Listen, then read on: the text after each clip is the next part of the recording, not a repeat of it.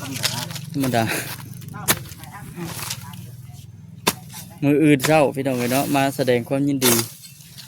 กับบ่าวคำลาเพิ่นตอนนี้นะคึดอุกอยู่ตอนนี้ว่าเสียที่ใดเด้หาอันไม่อยู่ในกินคือทั้งช้างเพิ่นว่าซั่น โอ้เก่งน้ำไม้เด้อบ่าวคำลาเก่งน้ำไม้ดอง สั่งขาดหรอกไม่ครับ เอ้าว่าจะสั่งกิโลอยู่ซั่น เงินกิโล สั่งกิโลอยู่กับเป็นว่ามันทันมือเพิ่นว่าเพิ่นเอามาให้ตอนแรกก็ห่วยได้เด้ๆคาบหนึงคาบเช้าเพิ่นก็บ่ได้นั่นดอกคาบเที่ยง ขวบกิโล มันหนุกคักตัวแล้วยามนี่ แม่สั่งกิโลตื่น จะสั่งน้ำเพิ่นจักโตสมบิด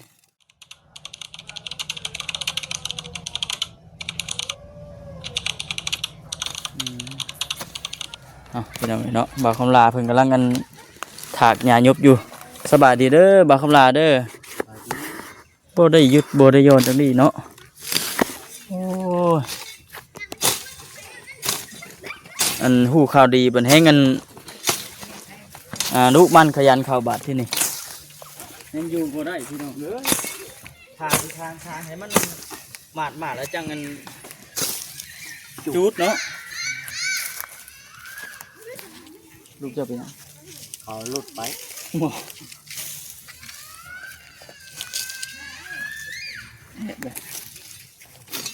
ก็ตุ๊กเป็นของวันมันบ่ได้แล้วนะ เม่นบ่ลูกชายโทนนี่สิเด้เอายากเนี่ยเอาใจยากเนี่ยลูกชายโทนเขาตู้แบบหิวลงมานับ บ่ คือว่าเขาบ่แฉนบ่ยังหิวลงมาตลอดเม็ด ของคอยอย่างเดียว คอยยากเนี่ย แม่นและนี่ดิ นั่นแหละแม่นของคอยแล้วแม่นตุกมือแม่นแล้ว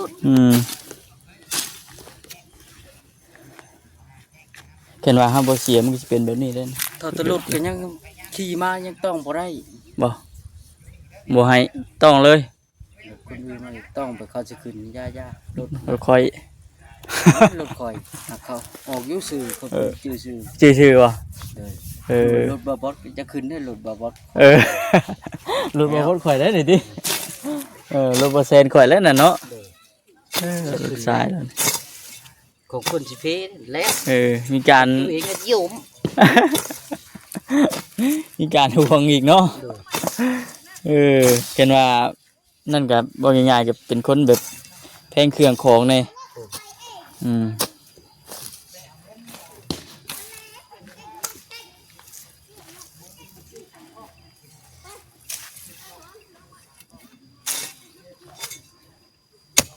น้ำอยู่ก็มีแต่แบบเบี้ยใหญ่ๆใช่คือว่าคุดแล้วของแล้วพวกก็สบายอยู่ดอกยามนี่ก็เดินอ่อนเลยพี่น้องเนาะขุดทางยังเตะมือเช้านี่บ่นี่ขานี่นะยังเตะบางเขาบ่ยิดมาเบาเสร็จบ่เซนบ่อันนี้นะมือซื้อนั้นบุญจักใช่มือซื้อนั่นแหละเมื่อวานนี่ก็บ่ได้มามันเจ้านี่มือซื้อเขาตุซิดมานี่นะขดคิดว่าบ่จิตบ่เซนเยอะปลูกใหม่อากาศเริ่มร้อนไปสิกับโทรศัพท์ข่อยเริ่มจากได้เริ่มข้างได้บัดนี้เปลี่ยนเลยแม่เปลี่ยนบ่เปลี่ยนแล้วโอ้นี่ก็ฝากทางกัน FC บ่าวคำลาเขามาเบิ่งมาชมนี่เด้อพี่น้องเอ้ยเนาะบางทีได้เปลี่ยนหน่วยใหม่คือบ่าวคำลาเพิ่นว่า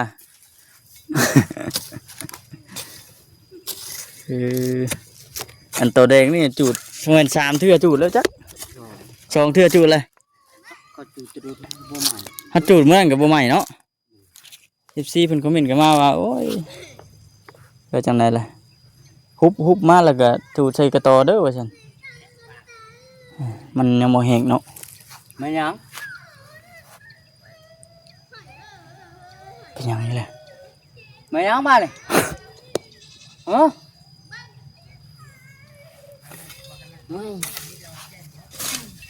เหมือนวิธีใหม่ถือกันมาจ้ะที่บ่แต่ละมือกะเ แต่ละมือแต่ละวันพันอันเรื่องเนาะ มาเจอกันนั่นแบบนี้ ไว้เนาะ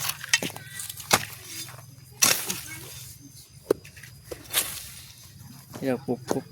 กล้วยปลูกกันไม้นี่งานนี้มันดินชุ่มอยู่พักกี่ดอกงาน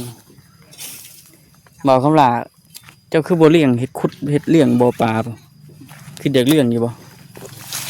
ขุดอยู่ ปลาดุกได้ โดย เลี้ยงง่ายอยู่ น้ำมันนี่เลยเอายังปลูกพะยาง พะยางแล้วมันมีพะยางอยู่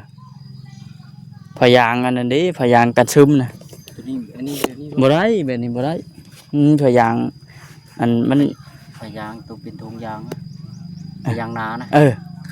มันเป็นพะยางดำแต่ว่ามันเป็นยางนั้นมันสิเป็นคนละแบบ แบบ อืม เนื้อหูอยู่ มันพะยางกันซึม แบบคือทงดำนี่แหละ นั่นแหละเอาขุดแล้วก็เอามาปู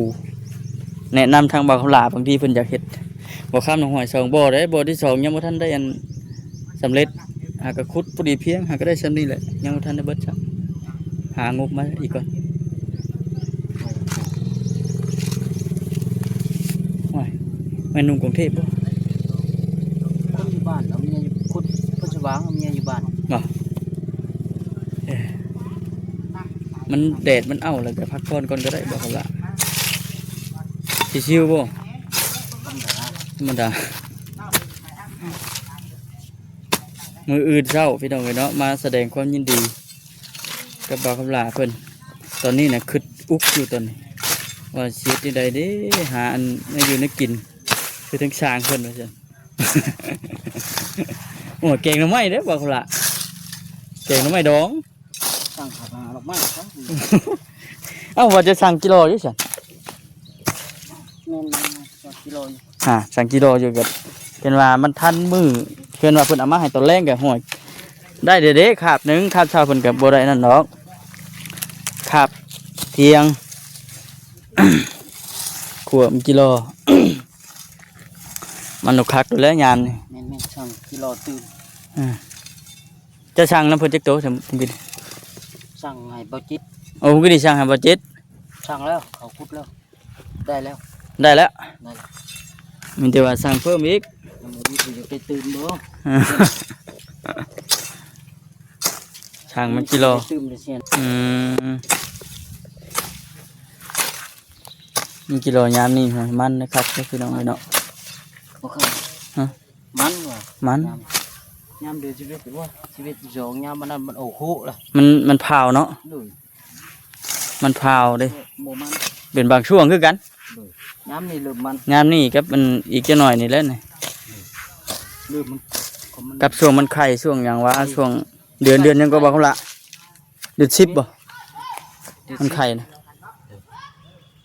10ช่วงเฮาเกี่ยวเข่าวพร้อมคักไปหาซักเอาน้ำคันหน้าบ่อยากขุดตัวน่ะ วิทย์เดือน10ไปเลยอยากโอ้แล้ว อยากพาวแล้วบัดนี้กินไปมันก็บ่คักไปได้ไปหนึงนั่นแหละมันวิทยามมันเด้เป็นช่วงคือกัน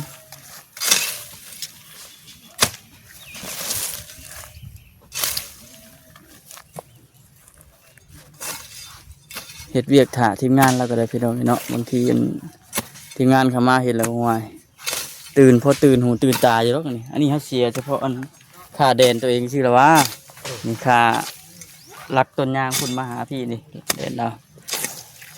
ในอนาคตต่อไปก็คือว่าอะไรพี่น้องเนาะ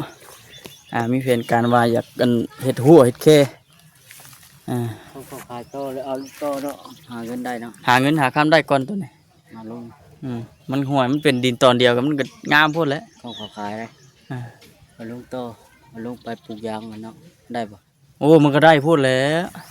ปลูกยาง ถือบ่ข่อยว่ะ ถือต้องปลาหมักชิบโลด เห็นว่ามีเงินลูกเต้าหาเงินหาค้ำได้เห็นว่าเขาอันนั้นก็ได้เนาะ ดี ซื้อต่อกันดินตอนเดียวกันนี่เด้อวะ ตอนเดียวกัน งาลงพุ่นบ่นี่นะ งาน เห็นว่าเพิ่นขายว่าซั่นติ เดี๋ยว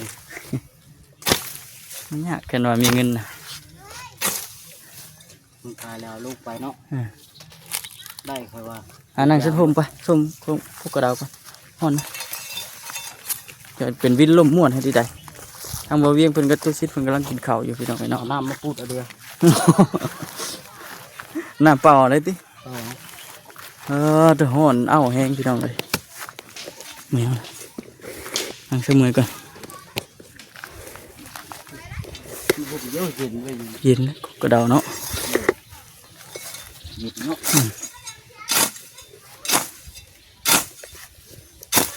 อันบัดเมื่อคืนนี่ว่าฝนบ่ตกทางนี้นะตกก็บ่แห้งเนาะ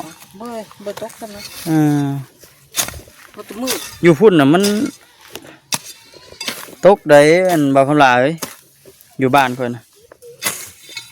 น้ำนี่ไหลห้องได้ยังโอ้ยเช่นว่าบ่ได้ออกมาข้างนอกมื้อนี้น่ะแม่นพุ่นแล้วสิแห่ลงห้องพุ่นแล้วมื้อนี้ที่ปากกระบอกพุ่นแล้ว ก็ลายว่าบาทนะ หลายมื้อนั้นก็ไปกับบ่าวสลีบ่าวเวียดไอ้3คนพอดีได้กระสอบหนึงกระสอบทานปันกันพุนหาลูก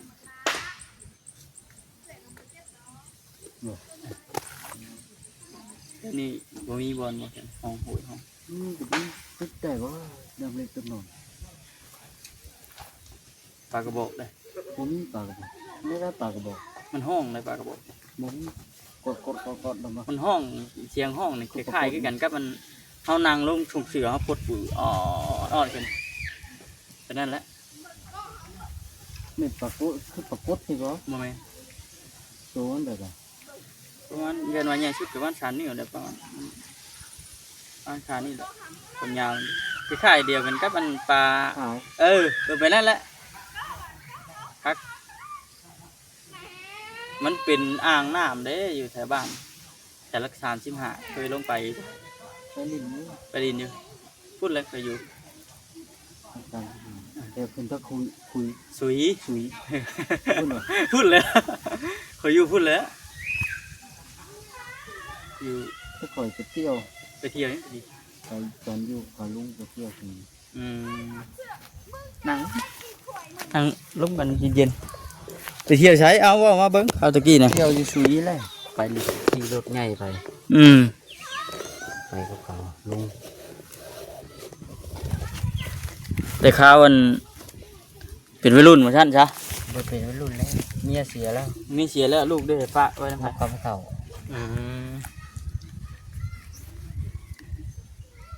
ไก่เติมเนาะ มาเถอะ คือมาแต่พุ่น มึงจะไปทอง อ๋อเด้อมาเที่ยวมาพี่ มายามมาลินเด้ขี่จัก ขี่รถจักรบ่ไก่เติมเลยเขา น้ำมันแท้ลบไปลบมือกับเศษอะไรเศษเช้า ตะกี้น้ำมันมันกับมันคือเดี๋ยวนี้เนาะมื้อนี้เขาเติมน้ำมัน3 เทื่อมื้อนี้เติมเทื่อละ30โอ้ย30กับบุ้ยเท่ากี่แดง เติมใส่บัตรเดียวแล้ว โอ้ขี่มาทวิตน่ะออกมาจากเฮือนน่ะน้ำมันบัดไปเบิดบัดนี่เบิดอยู่ตัวหน้าห้านไปว่ากับเจ้าขายน้ำมันขวด40เครื่องแก้วน้ำปลา 40เนาะ ที่เชื่อเครื่องแก้วน้ำปลา แพงก็แล้ว ขี่มาเติมมันอยู่ปั๊มอีก30 20 50 60 70เลยฮะ กูเติมลายเลยจุดปั๊ม เอาขี่ว่ามันสิลายเด้ขี่ว่ามันสิเพิ่มขึ้นเลยขี่ว่ามันสิวิตขีดแดงงั้นเลยขี่มาซิโนอีกมาเติมอีก30 70 80 90เสีย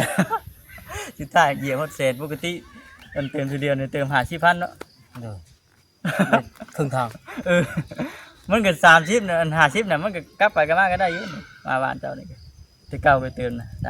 30โอ้โหคิดผิดหรือคิดถูกกูอยู่ จะเติมนะเปลืองลายเลยชีวิตคนก็คิดไปนั่นแหละ คิดว่ามันสินั่นเด้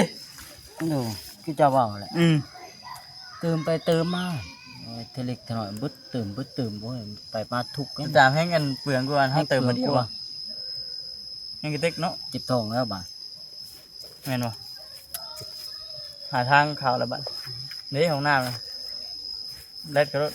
เบิกกับเขากันเลย เอาเลย ไปป้าน แบกชิบจกเป็นละพี่น้องเอ้ยบ่เขาลาทนบ่ไหวละ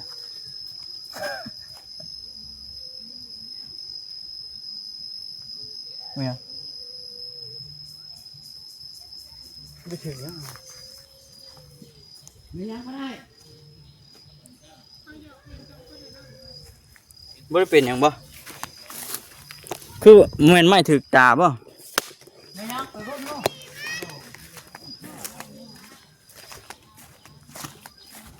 อ้กินขอกินมาข้อเนี่ยเด้อเบิดเลยบ่ว่าคำลาบัวไหวเลยบัวข้ามมันกำลังสิหามันอันข้อกินห่อนเนาะเอาไปได้แบบนึงเด้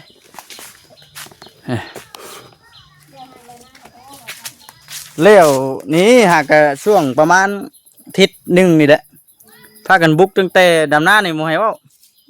ก่อนบ้านก่อนเมืองเพื่อนดำหน้า2 คนดิ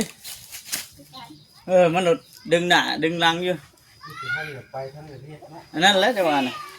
หน้าดีไซน์บ่นี่เฮ็ดเด้อตัวมือจนเถิก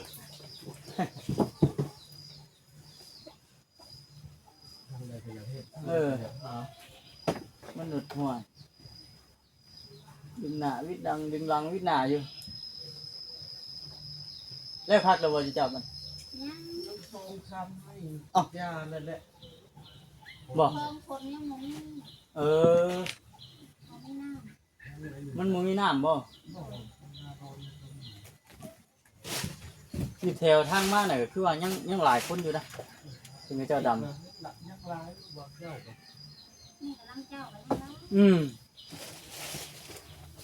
อันนี้เด้บ่อนเพิ่นถ่ายหุ้นนี่เพิ่นยังสีดำอยู่บ่นอันทางมานี่ได้โอ้ปัดเฮาอันนี้ว่าคือว่าหล่าแท้เนาะแต่ละเฮาคิดเบิ่งปัดผูกกันเฮ็ดเลยคือว่าพ่อดำอยู่ติ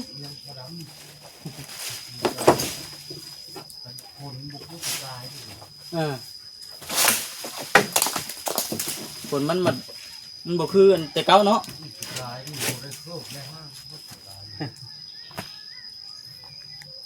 แต่ละปีมันบ่คือกันเด้ปีนี้เป็นแบบนี้ปีหน้าเป็นแบบนึง